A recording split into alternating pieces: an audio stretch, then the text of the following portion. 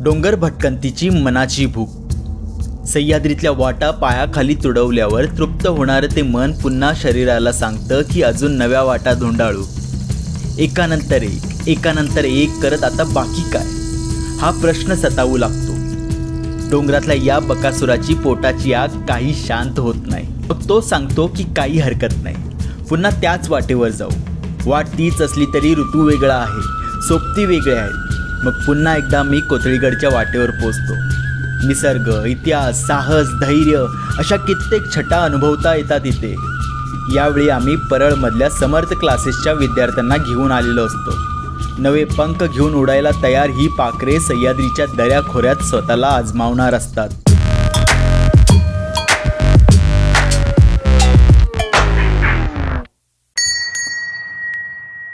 प्रणित हा trek lead करत होता। तो मुंबई अग्निशमन दलात कार्यरत आहे। शिवाय सह्याद्रीसह हिमालयातल्या मोहिमांचा त्याला अनुभव आहे। सहभागी सदस्यांना ट्रेकपूर्वी आवश्यक त्या सर्व सूचना देण्यात आल्या। तर कोथळीगडला जे खालचं पायथ्याचं गाव आहे त्या गावाचं नाव आहे आंबिवली। या गावातून सुरुवात केल्यावर तुम्ही या रस्त्याने येता। आता पुढे 2 डायव्हर्शन दिसतात, एक उजवीकडे आणि एक वरती हा डावीकडे गेलेला रस्ता।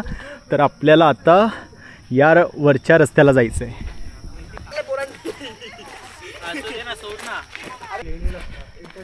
सुरुवातीचे एक 5-10 मिनटं पकडूयात आपण की तुम्ही एका डांबरी सडकेवरून चालता। आता पुढे जो डोंगर दिसते तुम्हाला, त्या डोंगर पायथ्याला जसं लागतो आपण तशी मग मातीची कच्ची सडक सुरू होते आणि वरती जो आपल्याला हा जो माथा दिसतोय, तर पहिला टप्पा हा आहे की त्या माथ्याला आपल्याला पोचायचं आहे। वरती पठारी भाग आहे, मग थोडंसं अंतर तिथून म्हणजे थोडंसं एक अर्ध्या तासाचं अंतर आपण सरळ चालत जातो। काही ठिकाणी थोडासा चढ आहे, काही ठिकाणी थोडासा उतार आहे, तेवढंच। पण सुरुवातीचं चॅलेंज आहे। वाट तशी ट्रेक रूट आपण जनरली जशी डोंगर वाटा असतात तशी वाट नाही आहे, कारण पेठपर्यंत जाणाऱ्या गाड्याही जातात। जशी की आता काही एक 2 व्हीलर गेली इथून, तर अशा काही गाड्या जाऊ शकतात, म्हणजे 4x4च्या ज्या गाड्या असतात त्या वरच्या गावात जातात। वाट थोडीशी म्हणजे रस्ता थोडासा कच्चा आहे, पण गाड्या जाऊ शकतात। त्यामुळे ट्रेक करतानाही हा जो पहिला टप्पा आहे पेठ गावापर्यंत पोहोचण्याचा, तो थोडासा त्या मानाने इझी आहे। आता इथे आपण पोचल्यावर ही सुरुवातीला आपल्याला चौकी दिसते। पूर्वी इथे या चौकीवर एंट्री फी घेतली जायची, पण आता काही वर्ष झाली आहेत की कोणी नसतं इथे। पायथ्याचे गाव आंबिवलीसाठी जवळचे रेल्वे स्टेशन कर्जत व नेरळ आहे। कर्जत ते आंबिवली 23 किलोमीटर, तर नेरळ ते आंबिवली 22 किलोमीटर अंतर आहे। या दोन्ही स्टेशनवरून शेअरिंग टॅक्सीने इथे पोहोचता येते। तसेच कर्जतवरून इथे ST बसनेही पोहोचता येतं। आम्ही प्रायव्हेट बस बुक करून इथे आलो होतो। मुंबई ते इथपर्यंतचा प्रवास साधारण 3 तासांचा आहे।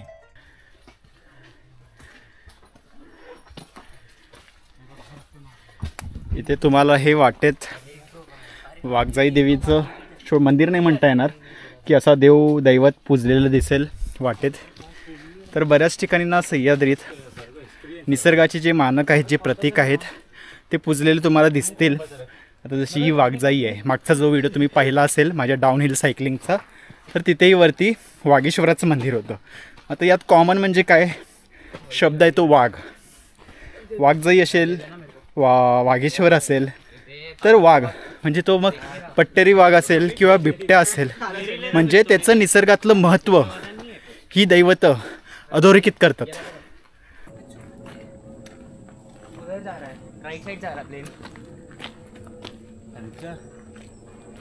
आता पहिला जो आपण डोंगर दाखवला होता, तर त्या डोंगर माथ्याला म्हणजे त्या वरच्या पठारावर पोचलोत आम्ही, आणि इथपर्यंत पोचायला अर्धा तास लागतो। जसं वरती पोचतो आपण, थोडासा जो आपला ॲसेंड होता, जी चढण होती ती थोडीशी सौम्य होते। सरळ म्हणजे आपल्याला आता इथून जे पेठ गाव आहे इथून तिथपर्यंत पोचायला काही एक 20 मिनटं लागतात, पण वाट सरळ आहे। थोडीफार चढाई उतराई आहे एवढंच। त्यामुळे वरती पोचल्यावर बरं वाटतं, कारण आपण वरती पोचलेलो असतो। खाली जो दमटपणा असतो तो वरती तेवढा नसतो, वरती हवा वाहत असते थंडगार, त्यामुळे आता तरी इथे बरं वाटतंय, मस्त छान वाटतंय। तर इथपर्यंत पोचायला आम्हाला अर्धा तास लागला। इथून आता आपल्याला पहिलं दर्शन मिळतं आहे कोथळीगडचं, आणि तो पुढे दिसतोय तो डोंगर, आणि खाली तुम्हाला जो त्याचा पायथा दिसतोय तिथे ते पेठ गाव आहे। आणि पेठ गावाच्या वरती पुढे आपल्याला खरा ट्रेक सुरू होतो। आणि आपल्याला जो सुळक्याचा खालचा बेस दिसतो तिथे तोफा आहेत. तिथून वरती जी चढाई आहे कोतळीगड, म्हणजे नावातच जो कोतळा आहे, म्हणजे तो जो डोंगर आहे त्याचा कोतळा काढलेला आहे, म्हणजे आतून पायऱ्या बनवलेल्या आतून, आणि आतून त्या पायऱ्या चढून आपण टॉपला, या डोंगर मातेच्या एकदम टॉपला पोचू शकतो.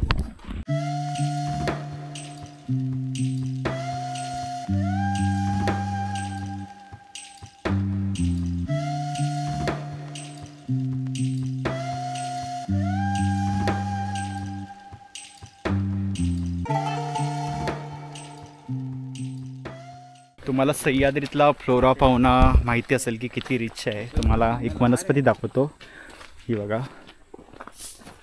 हे पान बघा, हे झाड बघा.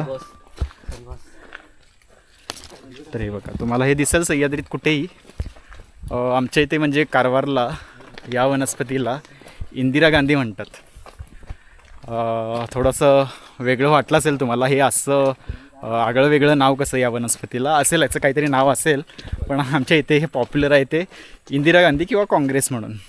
तर त्यामागची स्टोरी अशी सांगतात की इंदिरा गांधी ज्यावेळी प्राईम मिनिस्टर होती त्यावेळी वनीकरण करायचं होतं. त्यावेळी म्हणजे हा जो प्लांट आहे हा नेटिव्ह नाही आहे भारतातला, तर तो याच्या बियाणे कुठले तरी विदेशातून आणले होते आणि इंदिरा गांधींनी ते देशभरात बऱ्याच ठिकाणी हेलिकॉप्टरवरून ते खाली टाकले होते असं म्हणतात.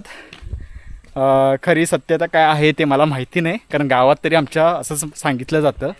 आणि त्याच्यानंतर म्हणजे आता तुम्ही बघाल की प्रत्येक ठिकाणी दिसेल, तरी या वरच्या सह्याद्रीच्या वरच्या टप्प्यात तेवढे नाही आहे. कारवारमध्ये जर तुम्ही कधी याल आमच्या इथे, या बघा की म्हणजे पावसाळा सुरू झाला की प्रत्येक ठिकाणी तुम्हाला ही इंदिरा गांधीच दिसेल. तर मग आता हे जे नेटिव्ह जो इकडचा ग्रास होता, म्हणजे छोटे छोटे जे प्लांट्स होते, त्यांनाही म्हणजे त्यांच्यासाठी ही जागा शिल्लक राहत नाहीत आणि सगळीकडे ही भरघोस वाढली जाते. आणि अशी ही इंदिरा गांधी किंवा काँग्रेस, जर तुम्हाला माहिती असेल की ॲक्च्युअलमध्ये या वनस्पतीचं नाव काय आहे तर नक्की कमेंट करून सांगा.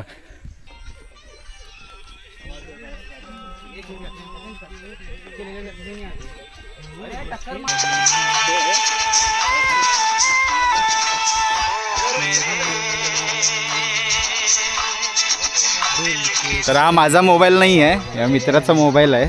आणि सगळे जे आज मुलं आलेली आहेत ही सगळी 9वी 10वी 11वी 12वी मधले आहेत, म्हणजे आजचं जनरेशन जेन झी आपण ज्याला म्हणतो.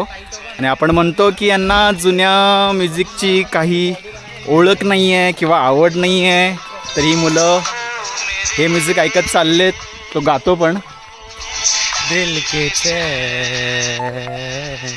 चैन आए मेरे दिल को दुआ कीजिए. फक्त हा ऐकता नाही, हे मागे जे पण दिसत आहेत हे गाणं आहे.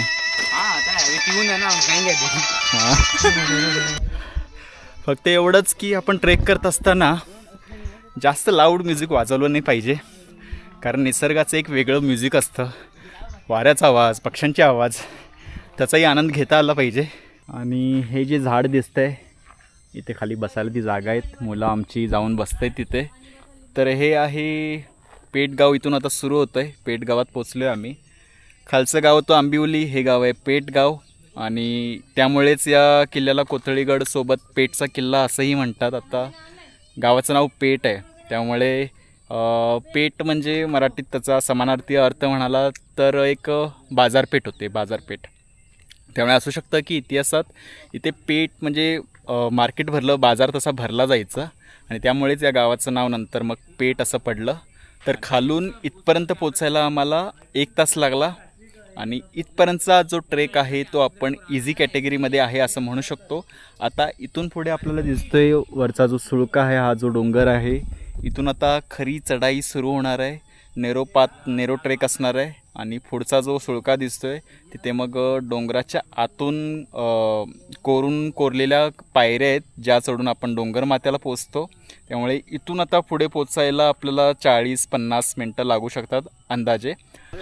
ऑक्टोबर संपत आला तरी पावसाळा काही संपत नाही आहे. सकाळपासून ढगाळ वातावरण तर होतंच आणि आता पावसाला सुरुवातही झालेली आहे. आणि हे आहे पेठगाव आणि गाव तसं छोटंसं आहे, त्यामुळे गावात पोचण्याच्या जिथे आपण शेवटचा ब्रेक घेतला होता तिथून उजवीकडे आणि एक छोटी वाट गेली होती डावीकडे, कच्ची वाट होती. त्या वाटेने तुम्ही लवकर जिथे ट्रेक स्टार्ट होतो तिथपर्यंत पोहोचू शकता. गाव छोटा असल्यामुळे काही जास्त तशी काय अडचण नाही होत आहे आणि इथे हा गाव संपतोही. तर इथे पोचलेला आता आपल्याला इथून आता डावीकडे टर्न घ्यायचं आहे. आता हे इथलं शेवटचं घर, इथे गाव संपतंय आणि इथून ट्रेक स्टार्ट होतोय.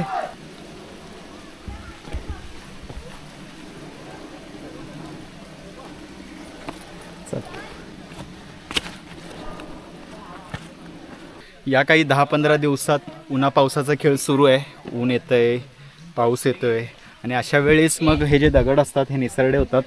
कारण या सिच्युएशनमध्ये मग त्याच्यावर जी अलगी असते, जे शेवाळ असतं ते शेवाळ तयार होतं आणि त्यामुळेच आत्ता जे दगड आहेत इथले ते निसरडे झालेले आहेत. पूर्ण डोंगराचा विस्तार मोठा असला तरी किल्ल्याचे अवशेष थोडकेच. मुळात हा तसा काही फार मोठा किल्ला नव्हता. संरक्षण ठाणं म्हणून या किल्ल्याचं महत्त्व मात्र फार होतं. बोरघाट व नाणेघाट हे इतिहासातले महत्त्वाचे प्रवासी मार्ग, त्यांच्या आसपास असलेले इतर किल्ले आणि दरम्यान या किल्ल्याचं भौगोलिक स्थान फार महत्त्वाचं होतं. आणि इथे आपल्याला पाहता येतात किल्ल्याचे पहिले अवशेष म्हणजे किल्ल्याचा दरवाजा. तसा किल्ल्याचा दरवाजा असा काही जास्त राहिलेला नाही आहे, पण हा महादरवाजा भग्न नक्कीच झाला आहे. पण किल्ल्याची पहिली ओळख असते त्यामुळे महत्त्व तरी आहे. छत्रपती संभाजी महाराजांच्या काळात या किल्ल्याला विशेष महत्त्व होतं. किल्ला छोटा असला तरी इथे झालेल्या रक्तरंजित लढायांमुळे इथला इतिहास मात्र फार बोलका आहे. इतिहासातल्या त्या महत्त्वाच्या घटना डिस्क्रिप्शनमध्ये नमूद केल्या आहेत. आणि अजून थोडंसं वरती चढल्यावर आपण पोचतो या तोफांजवळ. या 2 तोफा आहेत इथे. हा सुळका आहे आणि हा पुढे दिसतोय बुरुज आहे. इथून आता 2 वाटा आहेत. इथे एक वाट गेलेली आहे, इथे एक वाट गेलेली आहे. तर आपल्याला डावीकडची वाट घ्यायची आहे. पुढे मग तिथे काही केव्ज आहेत, टँक आहे आणि इथूनच वरती जायला ज्या आतून डोंगरातून खोदलेल्या ज्या पायऱ्या आहेत ते या बाजूनेच आहेत. इथली वाट थोडीशी अवघड आहे. पुढे तिकडे कातळाला टाके आहेत. तर अशा डाव्या बाजूने आपण जातो गुहा बघायला. भैरवनाथाचं मंदिर आहे आणि इथूनच वरती डोंगर माथ्याला जायला ज्या रॉककट पायऱ्या आहेत त्या आहेत. आपण आता इथून मागून आलो, मागे त्या तोफा होत्यात. इथे पुढे आल्यावर आपल्याला अजून एक भग्न दरवाजा दिसतोय आणि खरं तर हा जो होता हा राजमार्ग होता, ज्याची अवस्था आता चांगली नाही आहे, त्यामुळे इथून कोणी येत नाही. आपण ज्या वाटेने आलो तिथूनच सर्वजण येतात आणि तिथून पुढे मग आपण या वाटेने आता पुढे वरती जाणार आहोत. इथे गुफा आणि गुफेच्या अलीकडे ही जी गुफा दिसते, तर इथून वरती जायला पायऱ्या आहेत. या पायऱ्या चढायच्या आहेत. चला, बॅग जवळच ठेव. या गडावरचं आश्चर्यकारक आकर्षण म्हणजे याच पायऱ्या. बाहेरून हा सुळका पाहताना माथ्यावर पोचणे अशक्यप्राय वाटते. शिवाय वर पोचण्याची एखादी अशी वाट असू शकते याचा अंदाजच येत नाही जोपर्यंत तुम्ही या गुहेच्या तोंडाला येत नाही. अवघड सुळका शक्य होतो ते इतिहासातल्या या कारागिरीमुळे. बहुतेक गड किल्ल्यांवर तुम्ही 90 अंश कातळात ही बनवलेल्या पायऱ्या पाहिल्या असतील, पण त्या असतात बाहेरून. पण कातळ असं आतून कोरून बनवलेली वाट तुम्हाला कुठे आठवते का? जर असेल तर नक्की कमेंट करून सांगा.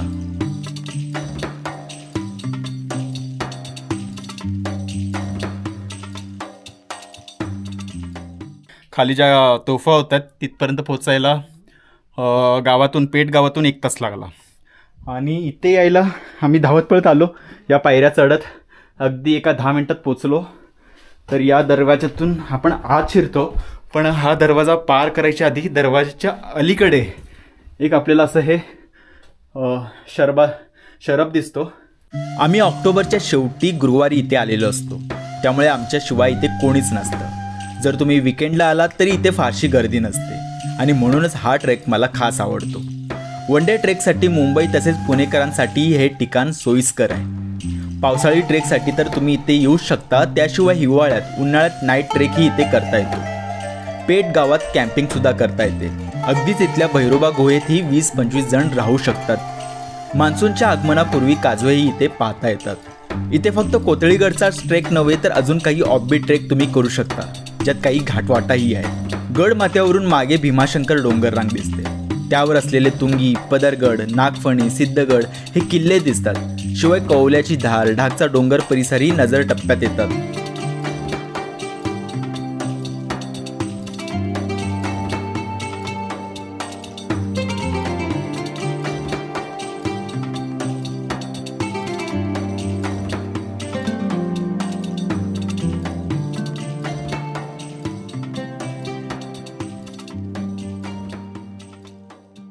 खाली उतरल्यावर परत उजवीकडे येऊन हे भैरवनाथाचं मंदिर पाहायला विसरू नका। फक्त एवढंच की या गुफेत प्रवेश करण्यापूर्वी हे शूज पण काढा, कारण ही गुफा पण फार जास्त सुंदर आहे। बघा कोरीव काम बघा, काही जे खांब आहेत, पिलर्स आहेत केव्सचे ते तुटलेत, पण काही आजही अगदी मजबूत स्थितीत आहेत। हे बघा इथे आतही दरवाजा आहे आणि आत अजून एक खोली आहे।